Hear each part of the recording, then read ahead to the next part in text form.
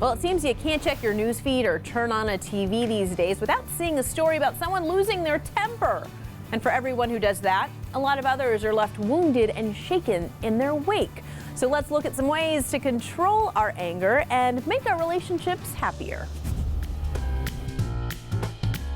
In moments of frustration, it's easy to lose your cool, and that can lead to destructive arguments with long-term consequences. And we don't know to breathe and check in with the other parts of our brain that know how to control that anger or manage the emotions. Amy Armstrong, co-founder of the Center for Family Resolution, shares 3 tips to control your anger.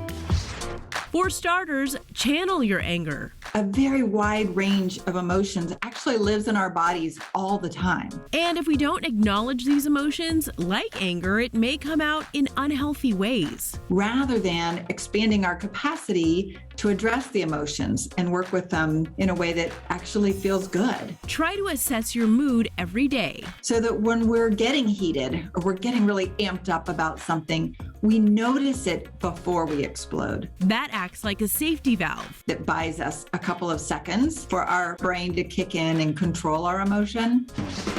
Next, act, don't react. Just using the acronym STEP, S-T-E-P. S stands for stop. The T is for tune in to what we need, what the situation needs. E is for explore. Where we can explore different options that we have before we proceed, which is the P. This step gives your nervous system time to tell you you're safe. When we feel safe, we actually behave in ways where we have a lot more choice over how we respond.